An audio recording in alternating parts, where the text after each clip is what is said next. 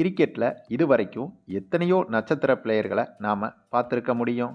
ஆனால் இப்படி ஒரு பிளேயரை இனிமே இந்த மனித வரலாற்றையே பார்க்க முடியுமா அப்படின்னு கேட்டால் கண்டிப்பாக அது மிகப்பெரிய கேள்விக்குறிதாங்க.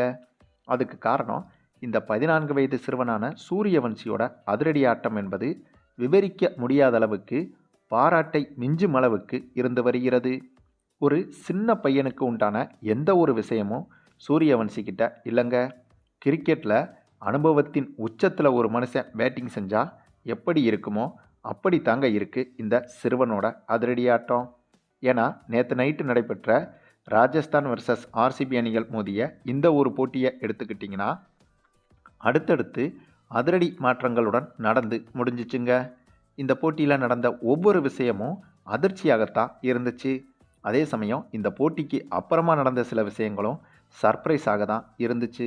ஆமாங்க, அதுக்கு காரணம் நேற்று நடைபெற்ற இந்த போட்டியில் முதலில் பேட்டிங் செய்த ஆர்சிபி அணியை பொறுத்தவரையில் ஒரு 100 ரன்களையாவது ஆர்சிபி அணியால் மொத்தமாக எடுக்க முடியுமா என்ற சந்தேகமே வந்துவிட்டது.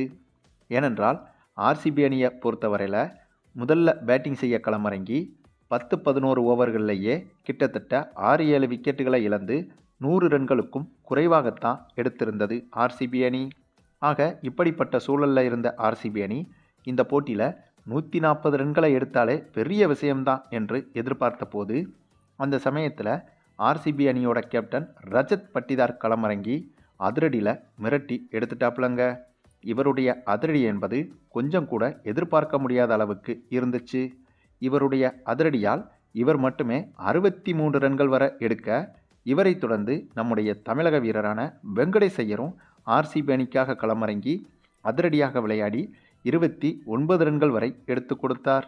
இதனால் கொஞ்சம் கூட எதிர்பார்க்க முடியாத அளவுக்கு 20 ஓவர்கள் முடிவில் 8 விக்கெட் இழப்புக்கு ஆர்சிபி அணி 201 ரன்கள் வரை எடுத்துவிட்டது. எப்படி ஒரு கட்டத்தில் 140 ரன்கள் எடுத்தாலே உலக ஆச்சரியம்தான் என்ற சூழ்நிலை இருந்தபோது இந்த போட்டியில் 200 ரன்களை தாண்டிவிட்டது ஆர்சிபி அணி. அந்தளவுக்கு இந்த போட்டி என்பது ஆர்சிபி அணியின் பேட்டிங்கின் போது ஓவருக்கு ஓவர் வெற்றி தோல்வி என்பது மாறிக்கொண்டே இருந்தது. பின்னர் இவ்வளவு பெரிய இலக்கை இந்த போட்டியில் ராஜஸ்தான் அணியால் நெருங்கவே முடியாது என்றுதான் கிரிக்கெட் வல்லுநர்களாலும் வர்ணனையாளர்களாலும் சொல்லப்பட்டது. ஏன்னா ஆர்சிபி அணி முதலில் பேட்டிங் செய்த போது ரன்களை குவிப்பதற்கு அந்தளவுக்கு சிரமப்பட்டாங்க. ஆக ஆர்சிபி அணி முதலில் பேட்டிங் செய்து முடித்த பிறகு இந்த போட்டியில் ஆர்சிபி அணி வெற்றி பெற்று விட்டது என்பதை பலரும் அப்போதே உறுதி செஞ்சிட்டாங்க. அதை மேலும் உறுதி செய்யும் விதமாக இத்தகைய மிகப்பெரிய இலக்கை சேசிங் செய்ய களமிறங்கிய ராஜஸ்தான் அணியில் ஆரம்பத்திலேயே சொற்ப ரன்களில் யாஸ்வி ஜெய்ஸ்வால் விக்கெட்டை இழந்தார். அதாவது ராஜஸ்தான் அணியில் இந்த வருட சீசனில் யாஸ்வி ஜெய்ஸ்வால் தான் சிறப்பாக விளையாடி வந்தார். ஆகவே இவரது விக்கெட்டை வெறும் 13 ரன்களில் இழந்துவிட்ட போது இதனால் ராஜஸ்தான் அணியின் நம்பிக்கையும் அங்கேயே உடைஞ்சு போச்சுங்க. ஆனால் அடுத்த கணமே இந்த 14 வயது சிறுவனான சூரியவன்சி அடிச்சாரு பாருங்க அடி. இதுவரைக்கும் ஐபிஎல் வரலாற்றில் இப்படி ஒரு அதிரடியை பார்க்கவே முடியாது அப்படின்னு சொல்கிற மாதிரி ஒரு அதிரடிங்க. ஆமாங்க, இந்த மனுஷன் பிரித்து மேய்ஞ்சு விட்டாப்புல. அதுவும் இதில் என்ன ஆச்சரியம்னா இந்த போட்டியில் ஆர்சிபி அணி ஒட்டுமொத்த ஆர்சிபி அணியே ஒட்டுமொத்தமாக அடித்த சிக்ஸர்களோட எண்ணிக்கையே 7 சிக்ஸர்கள் தான். ஆனால் அந்த 7 சிக்ஸர்களை சூரியவன்சி மட்டுமே ஒத்த ஆளாக அடிச்சு விட்டாப்புல. அதாவது ஒட்டுமொத்த ஆர்சிபி அணியே அந்தளவுக்கு திணறி அடித்த அந்த 7 சிக்ஸரை இந்த 14 வயது சிறுவன் அசால்ட்டா அப்படி தட்டி இப்படி வீசிட்டாப்புல. 7 சிக்ஸர்கள் மட்டுமே நினச்சிடாதீங்க, 8 4களும் அடிச்சிருந்தாப்புல. இதனால் வெறும் 26 பந்தில் 78 ரன்கள் வரையும் எடுத்து ராஜஸ்தான் அணியோட வெற்றியை வெறும் 4 ஓவரில் கன்ஃபார்ம் பண்ணிட்டு போயிட்டாப்புல சூரியவன்சி. அதற்கு பிறகு துருவ் ஜூரல் களமிறங்கி இவரும் அதிரடியாக விளையாடி அரை சதத்தை தாண்டி எடுத்து கொடுக்க, இதனால் இந்த போட்டியில் எடுக்கவே முடியாத இலக்கு என்று சொல்லப்பட்ட 201 ரன்களை எளிதாக தட்டி தூக்கிவிட்டது ராஜஸ்தான் அணி. ஆமாங்க, இந்த போட்டியில் ராஜஸ்தான் அணி ஜெயிச்சிட்டாங்க. அதுவும் இந்த போட்டிக்கு பிறகு நம்ம விராட் கோலி பேசும்போது சூரியவன்சியோட அதிரடியை பற்றி தாங்க புகழ்ந்து பேசியிருந்தாப்புல. அதே சமயம் லேசாக கடுப்பாகியும் பேசினார். ஏன்னா ஆர்சிபி அணி பேட்டிங்கை முடிக்கும்போது ஆர்சிபி அணி உறுதியாக இந்த போட்டியில் ஜெயிச்சிருச்சு அப்படின்னு கிரிக்கெட் தெரிஞ்ச பலரும் நம்பினாங்க. ஆர்சிபி அணியும் அதை உறுதியாக நம்பிட்டாங்க போல். ஆனால் அப்படிப்பட்ட நம்பிக்கையில் மொத்தமாக ஒரு 4 லாரி மண்ணை அள்ளிட்டு வந்து கொட்டின மாதிரி நம்ம சூரியவன்சி மொத்தமாக ஆர்சிபி அணியோட தலையில் 4 லாரி மண்ணை கொட்டி விட்டாப்புல. அந்த கடுப்புலையும் விராட் கோலி பேசியிருந்தாப்புல. ஏன்னா விராட் கோலி பேசும்போது இப்படி ஒரு அதிரடியை நான் பார்த்ததே இல்லை அப்படின்னும், இவர் 14 வயது சிறுவன் இல்லை, ஒட்டுமொத்த ஐபிஎல் அணிகளுக்கும் யமன் என்பதைப் போலவும் விராட் கோலி பேசியிருந்தார்.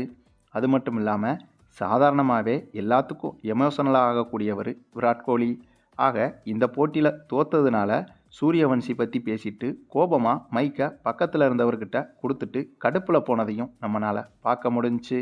ஆக அந்தளவுக்கு சூரியவன்சியோட இந்த ஒரு அதிரடி என்பது இதுவரை கிரிக்கெட் வரலாற்றில், அதாவது ஐபிஎல் வரலாற்றில் பார்க்க முடியாத ஒரு அதிரடி என்றும் சொல்லலாங்க.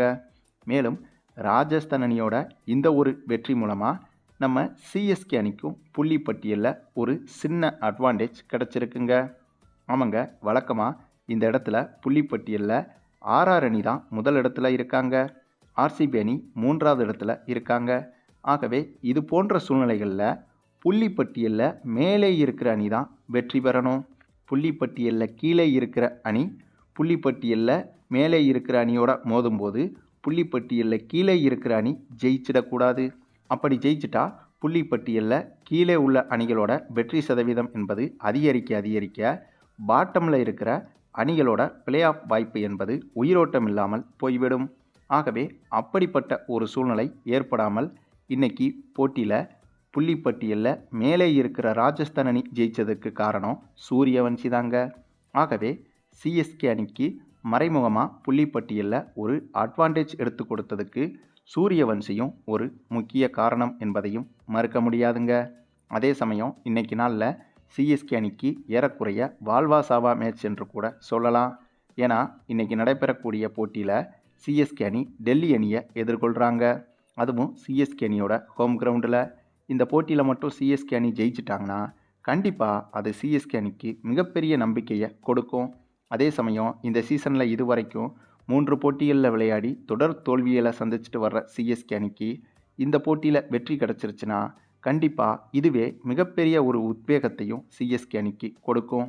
அதே சமயம் இந்த போட்டியில் சிஎஸ்கே அணி ஒருவேளை தோற்று போயிட்டாங்கன்னா தொடர்ச்சியாக 4 தோல்விகள் என்ற மிகப்பெரிய பின்னடைவுக்கும் சிஎஸ்கே அணி தள்ளப்படுவாங்க. ஆக சிஎஸ்கேவோட பிளே ஆஃப் வாய்ப்புக்கான சான்ஸும் இன்னும் கொஞ்சம் குறைவதற்கும் வாய்ப்புகள் அதிகம். ஆகவே கிட்டத்தட்ட இன்று நடக்க இருக்கும் டெல்லி அணிக்கு எதிரான இந்த போட்டி என்பது சிஎஸ்கே அணியோட வாழ்வா சாவா போட்டி என்று கூட சொல்லலாங்க. சரி, நீங்கள் சொல்லுங்கள், சிஎஸ்கே அணி இன்று மோத போகிற இந்த போட்டியில் இவங்களோட முதல் வெற்றியை பதிவு செய்வாங்களா என்பதை பற்றியும், குறிப்பாக நேற்றைய போட்டியில் 14 வயது சிறுவனின் கொடூரத்தனமான அதிரடி ஆட்டத்தை பற்றியும் உங்களுடைய கருத்துக்களையும் கமெண்டில் தெரிவிங்க.